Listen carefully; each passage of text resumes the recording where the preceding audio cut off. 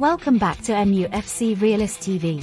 My name is Bella. I am a presenter and hostess of this channel. Thank you for tuning in. The show is about to begin. I want you to give this video a cheeky little like, and subscribe to our channel, if you have not done so yet. As you must agree that I am better looking than Mark Goldbridge, so what are you waiting for? Just do it, smash that like button now. Let's go Reds, buckle up, get ready to rumble. Ladies and gentlemen, from Mandalay Bay, Las Vegas, let's get ready to rumble!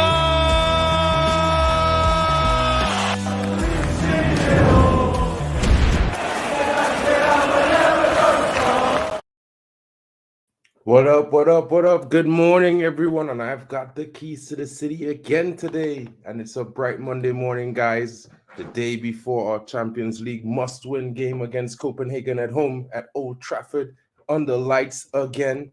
And I just wanted to tribute this morning with a moment of silence to the late, great legend, the one and only Sir Bobby Charlton. Big respect to him always. As a United fan, whether or not you grew up a United fan or you are a United fan, you must know about this guy and what he meant to this club, to this team, you know.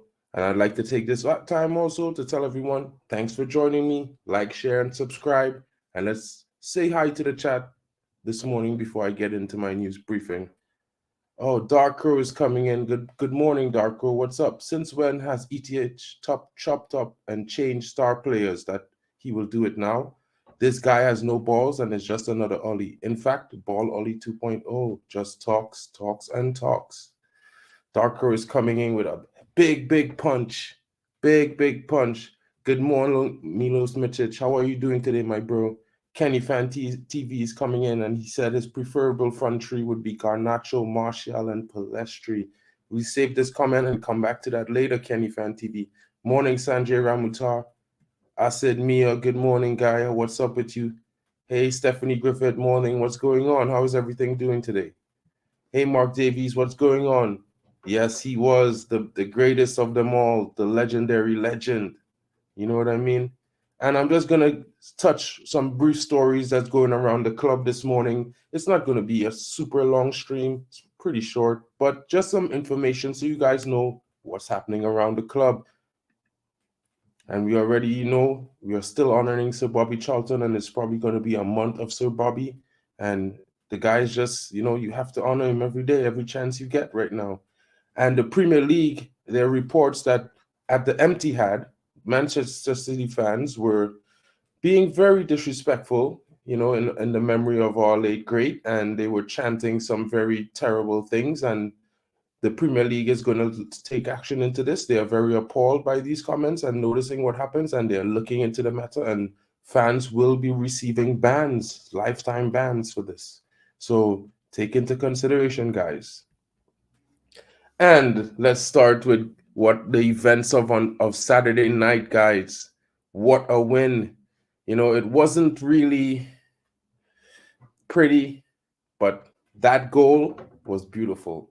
And the emotion there screams to me the emotion of some of the players on the team right now. You know, I know some players aren't having the best week or the best season start, you know, but it was an ugly win. It was a win nevertheless. 3 points on the table, 5 points off the top, and Man United moves on. You know what I mean, guys? So I don't know if you guys think that, you know, we should be playing the best football right now. You know, it's kind of disappointing, the performances, but at the end of the day, guys, remember, we're having teething problems, right? We're in 9 games into the second season of our rebuild after overachieving last season. So I would say, guys, let's just, you know, give Ten Hag till the end of the season and see what he does, because you know what? You know, things can change drastically. Who knows? And as we look ahead to this game tomorrow, I am in good spirits. I think we can definitely come away with a win, you know? And Ivo Bosic is coming in. Evening humanoids. How are you doing, Ivo Bosic? Are you having a good one, my bro? Sandra Ramuta is saying, I was born not that far away from Trinidad in Suriname. Nice, my guy. Nice. Welcome to the family, guy. I said, Mia, plastic fans don't have that kind of a legend. damn jealous. I agree with you. I agree with you in total agreement. Carlos, big up to you, man. Big up everyone, and back the manager. And I respect RIP to Sabori. Yes, and it's a fact. And I'm just gonna go in and move along, guys, because we have a little bit to get into. There's a little bit of talk, you know. There's always something going on in the ether right now. And the next manager might possibly be this guy, Graham Potter. Not happy at all by this suggestion, guys. I don't know. Like, just saying his name depresses me a little bit. You know what I mean? It makes me feel like we're going into a cycle and a loop of death. You know, like that spinning ball on your iPhone? That's just like load, load, load. Yeah, this is not progress, guys. And if it's anything that signals another big red flag in the possible Jim Ratcliffe ownership, co-ownership, I should say, with the Glazers. Not that it's going to be a co-ownership already with the Glazers. It's not even a giant red flag enough. This guy, man. Oh, man, guys. It's looking grim. So, you know, it's time for us fans. We all wanted Eric Ten Hag. We all wanted him. I wasn't alone. We were all chanting his name. We were all posting everything to Manchester United websites and the different things, so they will notice that the fans, we wanted Eric Ten Hag. So now we, as fans, must protect Eric Ten Hag. And whether or not you agree with all his decisions, his substitutions, and whatever at the moment, this guy has put something in the bank for us. He has got credit. 3rd place, first season, a trophy, 2 finals.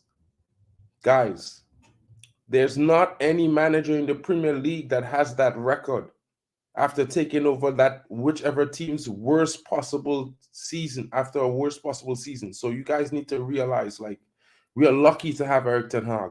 And he might be having some issues this season, but it's 9 games in. We are 5 points off the top. We're within touching distance. So I think, guys, we could press on and we could do better and we could find consistency as the season grows. You know what I mean? So let's give him a chance. And on to the next one. And everybody's interested, and it looks unlikely, regardless of the Sir Jim Ratcliffe takeover, we will be having this guy, Paul Mitchell. But there's a slight spoke in the wheel as the Saudi Premier League, multiple clubs are attempting to hijack this deal from us. And as the story goes, it's highly likely that we will be seeing a replacement to Jim Murtaugh in the next coming weeks with the appointment of Paul Mitchell at Manchester United. So before Sir Jim Ratcliffe even takes over, this guy is said to be taking over the reins at DOF. So it sounds exciting. You know, he's done some really hipster stuff and he's did pretty well at different clubs that he's been to. And while others might think, why does he keep losing his job?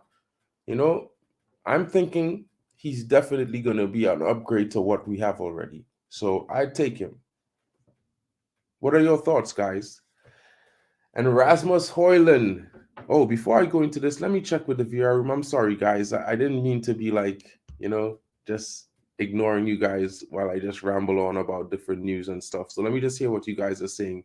Sandra Ramitar is Glazer out. That's a fact. You know what I mean? Ivo Bosic, Diego Dallo was not man of the match, not even close. A worldly clouds the call. It's like McTominay will auto start after that goal he scored, despite only have 15 touches in 60 minutes. I disagree with you, Ivo Bosic. Diego Dallo's entire performance in the game was worthy of a man of the match performance without the goal. And with the goal, you have to give it to him. And I mean, Scott McTominay scored 2 goals in 8 minutes, bro. Like, if that doesn't merit a start, then what does? You know what I mean? Like, I'm not a fan of Scott McTominay, but if he's playing well, then he's giving you a reason to start him, right? And that's what Sir Alex did. Do you think David Beckham started every game? Cristiano Ronaldo started every game. Wayne Rooney started every game. No. These guys used to get rotated, whether they scored a goal the game before or not. So, like, if a guy performs well, you know, rotation is a part of the game. That's why teams have squads. It's not a team of 11. It's a squad of 22 or 23 players sometimes 26 and 28. even 30. So you have to think about it in a broad sense. There's 4 or 5 competitions every season. Like, as much as I would like to see Rashford banging in goals every single game in every single league that we're competing in, come on, guys. These guys are human. They ain't robots. Dalot Belter wins it. A win's a win. Exactly, Stephanie. This is what I'm talking about. Hey, Mark Davies, back in again. Hi, Mark. I've heard that Jim Ratcliffe comes in. He's going to sack Ten Hag. Why is Ten Hag playing Rashford when he's playing really poor? Drop him. I mean, Sir Jim Ratcliffe is just saying a lot of things, in my opinion. Like, he is like this. He's a melter, in my opinion. You know what I mean? Like, the guy comes in and he's like, oh, Eric Ten Hag is overspending. Like, Eric Ten Hag is doing the negotiations. Like, Eric Ten Hag didn't give them an early list of players that he wanted and must have. Or, you know what I mean? Like, don't blame the manager because it's popular, guys. Come on. Like, that's what it sounds like to me what Jim Ratcliffe is doing. Oh, I'm so amazing. I'm going to fix everything with a snap of my fingers. The guy's got no money, guys. He's borrowing from 2 different banks just to spend 1.5 mil. He offered 4 billion for Chelsea and could only afford 1.5 for his boyhood club, Manchester United. Come on, guys.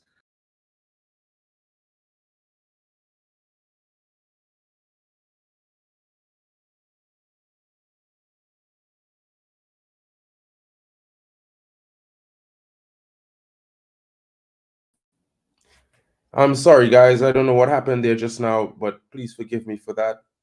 You know, my bad. Some technical difficulties. Compost Smurf is coming in. He's earned his start just like he earned his place back on the bench versus Sheffield. Exactly what I'm saying, Compost Smurf. You know what I mean? It's not about favoritism, and it's not about having guys who are like, oh, we want this one on that one. You know what I mean? Why should it make sense? Why should any player be entitled to a start? Everyone should be on the chopping block. Everyone should go into the game, the match day, hoping my name is on the team sheet, guys. This is not about favoritism.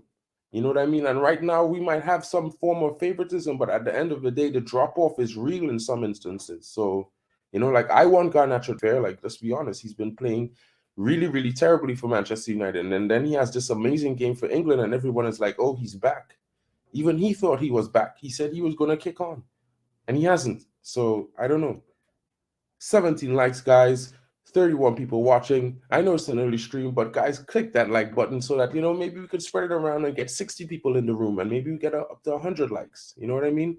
So let's go on with the further news and nostalgia with Rasmus Hland as he faces his brother tomorrow night in the Copenhagen game. Rasmus Hland himself comes from Copenhagen, but the team had let him go early to Atalanta because he was not felt to be the right choice at striker for them. So now Rasmus Hland is one of the leading scorers in the Champions League currently at the moment. He has some point to prove tomorrow. Guys, what do you think? Do you think he's going to prove Copenhagen wrong for getting rid of him, sacking him off to Atalanta? Or do you think he's just going to thank them with 2 goals because he's at United right now? What are your thoughts on this, guys? He faces his brother tomorrow, who's the starting who starts in the midfield for Copenhagen, and he's a very good combative player, and it would be exciting to watch. What are your thoughts, guys? And I go into a bit of transfer news that's going on in the ether right now. And after the game against Galatasaray, it is said that not only Manchester United, but Arsenal are also interested in Sasha Boe. And both teams are said to have scouts monitoring the player for the last 2 weeks and will be continuing to monitor him to see what's the possibilities. And this young player was very good in his game against Manchester United. I was watching him, and I think he was a threat going forward and very good in defense. The guy is very good. And you know what I mean? Like, I like Diego Dalot, but having him in the team, I think he would provide a bit more security. So, it's about the best for Manchester United going forward. And it seems like he's not going to be an expensive choice because he's coming from Galatasaray and we have a decent relationship with the club, despite their fans being very disrespectful to Old Trafford when they were here for the home game. And I do hope United goes to Galatasaray and buries them there, about going into hell. We're the devils, guys. What are you saying? And we're also looking at the young AC Milan defender Tijani Reinders as Eric Ten Hag looks to bolster his centre-back pairing with young and more physically ready players. The young Milan defender is set to cost around 40 million euros and will be very keen on the move if it's a possibility next summer. So, guys, what are we talking about here? Are you guys interested in seeing this young player? I know not many of you might know of him because he plays in Serie A and he's only recently started getting more and more game time. Like last season, he just had a few features, and this season he's predominantly playing and starting in a team and has been doing very well. Especially with the lack of game time for Tomori, who has been sidelined with suspension due to 2 red cards. And it is said that Manchester United is also interested in the English centre-back, Marc Nurse. And this addition, I think, might be very good for our team because he's very mobile, very skillful. I think he's even press resistant a bit. And the guy can play some football, and I would like to see him at Manchester United. This guy, to me, might be what we thought Harry Maguire were when we bought him for 85 million. And he won't be roughly half the cost, somewhere estimated to be 35 to 45 million pounds. But we are Manchester United, so if we are interested in a player, there's definitely going to be some United tax. So, guys, these are just some players that we might be looking at to bolster our defensive line. Although we have looked at a few other players, these are the current interests or additional interest or extended interest that are happening into these players right now. What are your thoughts on this, guys? Let's get back into the chat. We are Monitor FC. Mark, what do you think of Rashford's performance so far? I think Rashford has been poor this season. I back Ten Hag, but he has to drop him. We play better without him. Yeah, I agree with you, Mark. Like, to be honest, like I'm on the fence with Marcus Rashford. I for the last year for me, I'm starting to think it was a bit of luck. Because if I look at his performances over the years before, he always has a good season and then he flops the next season and he has a decent season and then he flops again. And last season he had an amazing season. So, like, I don't know what's happening this season, but yeah, I agree with you. He deserves the bench. He deserves the bench. He's played himself into the bench and the manager should accept that and bench him. That's my opinion. Stephanie, Red Rasmus rocks tomorrow night. More UCL goals, and yes, I'm also looking forward to a banger from Rasmus. You know what I mean? He scored a really nice goal in his international appearance for Denmark the other day, and he wasn't able to get on the score sheet on Saturday night. But the guy has been two for 2 in the UCL. He has 5 goals so far in 2 games, and I think he's going to extend that tally as he faces his home team, his first team, Copenhagen. Jude needs to prove himself in the PL. I brought him in for Haaland versus Sheffield United, FPL, and he flopped, cursing the ball forward for subbing him at the 60th minute.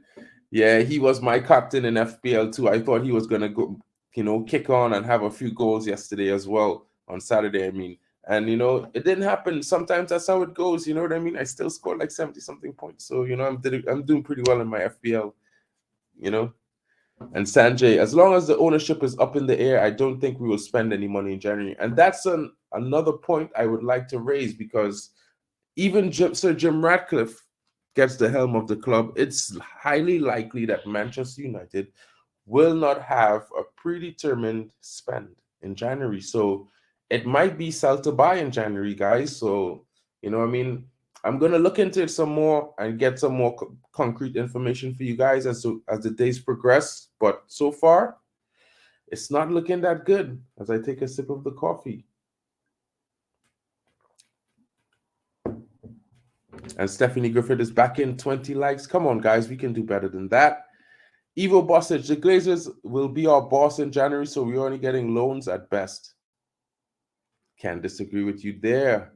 Acid Moore is saying, Gray is more Premier League proven. Yes, I agree with you. And he's a very good player. Mobile, he's good in the air, he can carry the ball, he makes decent decisions. I think he would be a good player. Stephanie Griffith, we look, but we never seem to touch, so to speak. Nice. Evo Bosic. Yeah, we both agree with Mark right now. You know what I'm saying? And Mark is coming back in. I think tomorrow night will be a close game. I can see them scoring goals. Drop Rashford tomorrow. Let's hope we can get a win for tomorrow. Yeah, Mark. I might not share your sentiments. I think people are overrating Copenhagen a bit. They're a very good team. They are compact.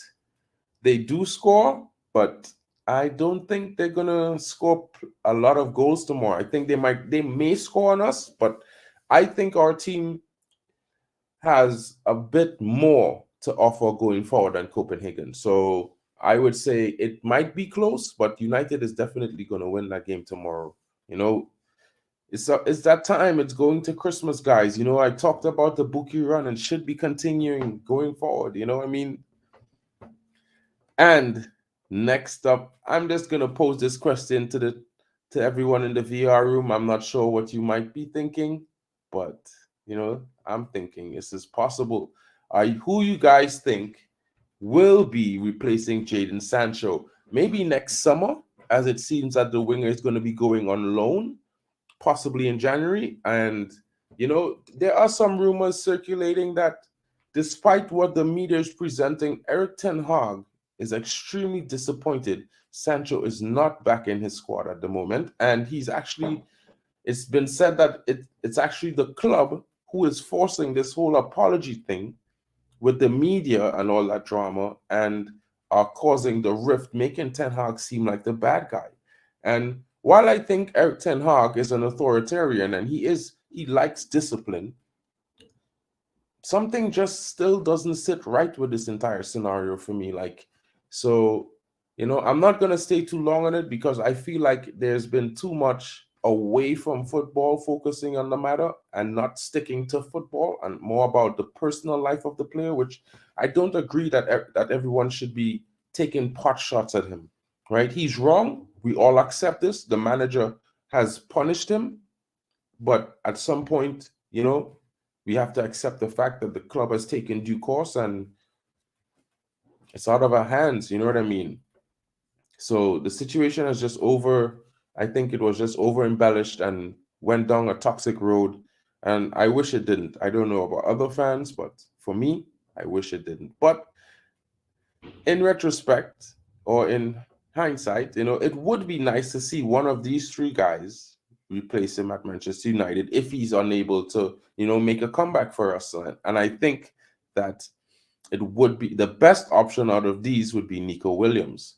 And the reason why I would choose Nico Williams is because Nico Williams is both-footed and he can also play off of the left. So if there is a problem and we really need to be, replacing Marcus Rashford, we could have Nico Williams drop on the left and use Anthony on the right until we find someone else. So this is a very important thing, guys. I don't think any of these signings will take place before the summer, but you never know what could happen. If any kind of crazy things happen with the takeover and suddenly there's different things happening, you never know what could be possible, And I would like to give a big shout out, from the Mufc Realist TV fan base and punditry team to the United Women's team who got the assignment right on Sunday. A 5-0 drubbing of Everton in tribute to Sir Bobby Charlton. Guys, I've been watching the United Women's team lately and they suffered a horrific tie against PSG. I don't want to blame everything on the refereeing, but at the same time, the officiating of the games were poor and the girls did their best. It was their debut in the UCL and I think they would be back there again next year. So, I hope and pray that, they go on and push on this season and finish in the top 3 again. and it would be nice to watch because I'm rooting for them. They're playing good football, and yeah, they're kind of exciting to watch, guys. You should check them out. And let's get back for a really short and see what you guys are saying. I worry for the 29th, even though it's almost a week away. It's just 6 days away, I said. You know what I mean? Sunday is the 29th. You know what I mean? And I'm a bit worried as well. But, you know, it's a derby game, guys. And in a derby game, it's really, really hard to say form or to judge based on form. Because at the end of the day, the last time we faced Manchester City at home, we won 2-1. And everyone thought that we were going to lose maybe 6-3 again. So, guys, I'm not going to say we might not lose on Sunday. Excuse me. But I'll say this, be positive. Anything can happen in a derby game. If we win tomorrow, the guys are definitely going to be up. Momentum is going to be with United. So it's going to be a tough game to call right now. Norman Barnes calling out Man City scumbags for a vile chanting aimed at the late great Sir Bobby Charlton. Yes, I called them out earlier, and this need to be called out. You know, I think it's very disrespectful, and I would hope fans refrain from doing these kind of things to other rival clubs, because at the end of the day, when a legend passes, you know, we only have memories of what they've done and accomplished, and there's no reason anyone should be saying anything slanderous to any club legend, for any rival team, for any reason. It's just not a good look. It's not even within morals, in my opinion. You know what I mean? Football is football, but you know, life goes on. And Mark Davies, I can't believe that United were the richest club in the world, and now we're in the death. We are buying players on loan. We could be buying anyone. Yeah, like, I mean, you know, it's like bad ownership, you know what I mean? Bad model, you know, poor staff. All these things play a part in the crumbling of Manchester United. You know what I mean? The players have some role in that in themselves. You know what I mean? Like, you know, if everyone makes it sound like the players are dependent on a perfect situation to play well, but these guys get paid elite contracts, right? And they have Instagram followers, and they get sponsorships. And if they're playing well, they get better sponsorship deals. If they're playing well, they get more clicks. So then they should be playing well, because, I mean, at the end of the day, it's a dream to play football professionally and for one of the biggest clubs in the world. You know, especially if you're an academy lad from Manchester United. You know, Stephanie Griffin is back in. Still 20 likes, series 3 watching. Well, it's a slow day, Stephanie, you know. I hope everyone comes back in and leaves a comment after the stream. Like, subscribe, and share so that we get around, you know, get above the clickbait wankers and corporate guff. Guys, help us grow. This channel is organic. It's not costing you anything. It's just just to click the like button. And we thank you for that, you know. To stand a chance against City teams, we need to score first.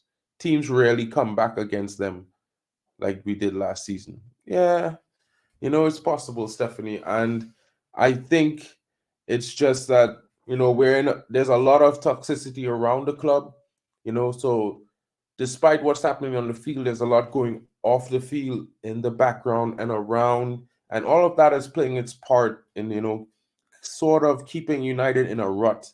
And in all honesty, these grind out wins, I mean, they're better than losing, and in a way, they might just be the team showing some fight, or some players on the team fighting and carrying other players over the line. You know what I mean? So it's like, I know we all wanted to be like winning games in style this season and scoring 2, 3, 4, 5 goals against teams, you know, watching Liverpool, watching Newcastle, watching Spurs score 3, 4, 8 goals against teams, and we are not doing it. I know how disappointing it feels, you know, but at the same time, we're not there yet. And if we're being honest, we're 1 season and 9 games into a rebuild, guys. You know what I mean? So let's not be blinded by the fact that we overachieved last season, you know? In Ten Hag, we trust. And I don't say this lightly, because at the end of the day, this guy came in last season when we all as fans agreed we needed open heart surgery. We needed 10 players to go and 10, 15 players to come into the club, right? So we didn't have 10 players go. We had 7 players come in. We had loans. We have a loan currently as well, 2 of them, I mean. And it's like we're suddenly forgetting that the season is young. There's still 29 games left, right? And as much as we could say, well, we're not in first place, we're 5 points from first place. Arsenal drew to Chelsea, who's behind us. You know what I mean? And they could have lost. And now I'm hearing the Premier League robbed them. They made a mistake.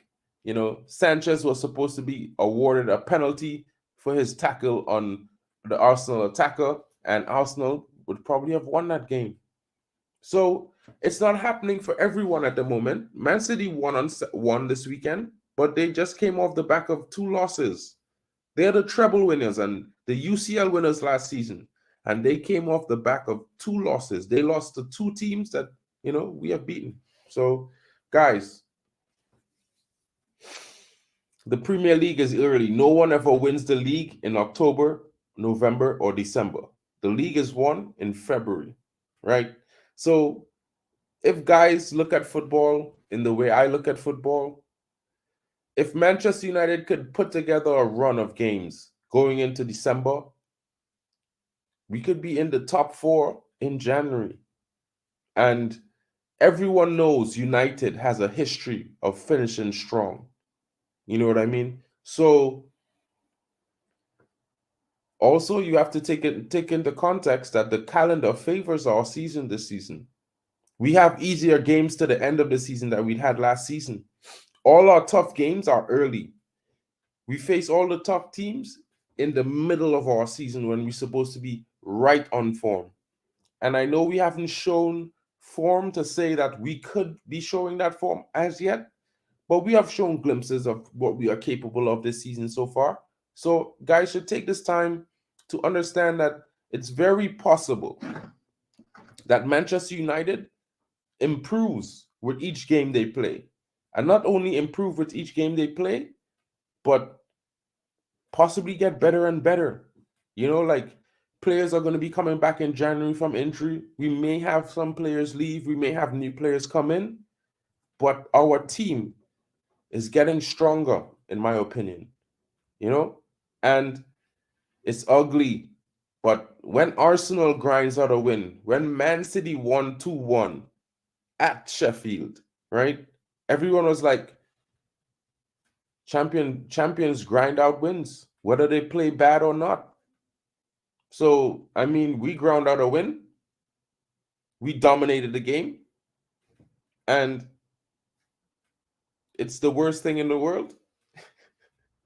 It's kind of hilarious, guys. You need to we need to take into consideration that, yes, United is not playing well right now. There are lots of problems around United right now. It's not just the manager. It's not just players. It's not just the owner. You know what I mean? There's toxicity all around the club right now. And despite the toxicity in the club, we're able to grind out 2 wins back to back. Hopefully we could kick on and make it 3 wins back to back tomorrow. You know what I mean? Stay positive, guys. You know what I mean? Don't let them get you down. Rivals can say what they like. They can talk about a lot of things. But at Spurs, I wanted to mention this, right? And I don't know if anyone is thinking about it in this perspective. But just if you are or not, maybe you could give, reply to me in the comments and let me know what your thoughts on what I'm thinking right now. For my opinion, Tottenham Hotspurs has always been a sort of expansive football team, which means that their scouting was always aimed at that direction, and the players that they bought were always meant for that type of playing style. And then they tried to shift to Jose Mourinho, who's a defensive style, pragmatic coach. It didn't work well.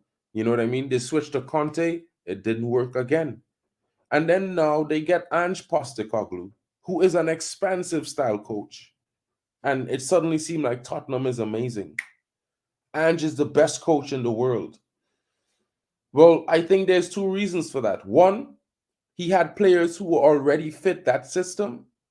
And two, they have zero expectations this season. They have zero pressure. They just lost their best player, their star, Harry Kane.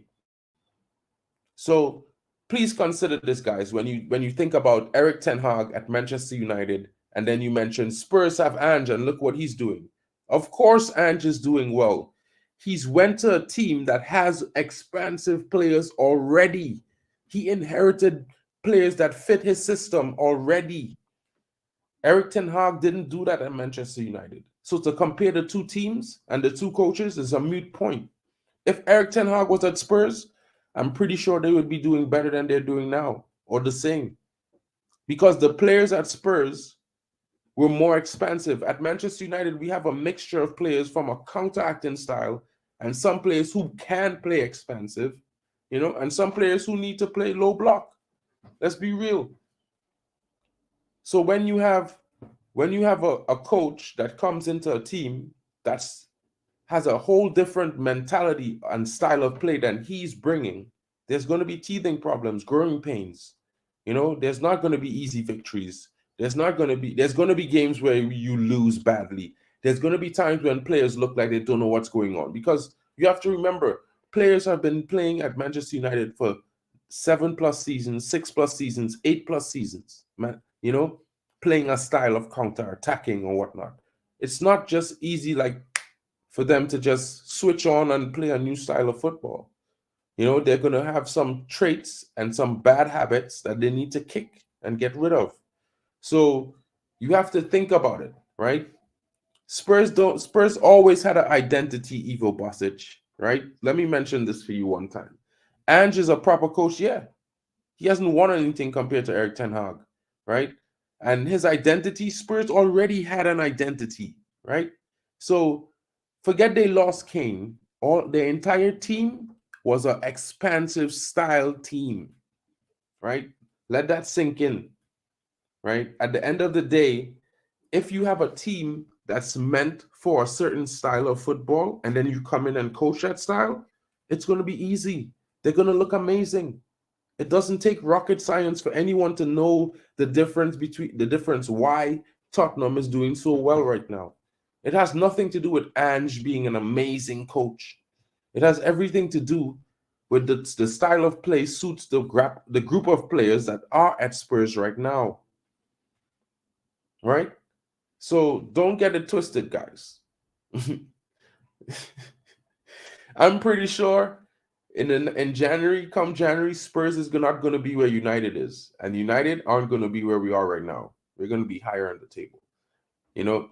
Maybe you guys could say Eric Ten Hag is a ball fraud, but I back the manager because I've seen what he can do last season, right? When everyone thought we were going to finish 12th, 9th, and 7th last season, we finished 3rd, played in 2 cup finals, won a trophy. It could be the Carabao Cup, but guys, it's a step in the right direction. So if we cannot acknowledge that we overachieved last season with a team that's not meant to play expensive football, then we're not making valid points here. We're just arguing and agreeing with the media narrative, right? Ivo Bosic. What's Eric won? UCL, PL? Nope, he's won nothing of note. Last I checked, the Eredivisie is ranked higher than the Scottish Premier League and the Australian League. You know what I mean? So, yeah, and Eric Ten Hag has beat big teams. Okay?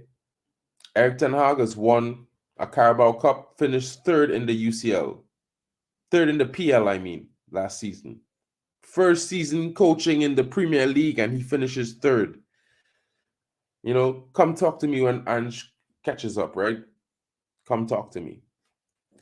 Fans were saying the same about SAF in the late 80s. Yeah, well, Steph, you know how old Ivo Bosic is, right? He's probably never seen Alex Ferguson in his early years coach the team. Or he never read about it. You know what I mean? Now I know you only watch the Premier League, Ivo Bosic. Now I know. All right, guys. it was nice having this little extra chat with you guys. And, you know, do leave your comments and your opinions, whether they differ from mine or not, in the chat after the video. Like, subscribe, and share. Thank you all for joining me today. And I will be back later on today with more as we build up towards Copenhagen. Have a great day, guys. I hope you enjoyed this video. Please give it a thumbs up by smashing that like button. Subscribe if you have not done so yet. If you want to take it to the next level, you can always show your appreciation to sponsor our channel by clicking below the video title, where you will see the heart icon with the text saying, "Thanks." Or you could buy me a cheeky little coffee by scanning this barcode, or visit this link to buy me a virtual coffee. Thank you for watching. I hope you enjoyed this content. Remember, glory, glory, Man United, Glazers out. It is green and gold until we are announced and sold. That was all from me. I wish you a good day and a great match experience, and I shall see you in the next video. Goodbye. Thank you so much for stopping by and watching MUFC Realist TV. Don't forget to like and subscribe and follow us on the socials.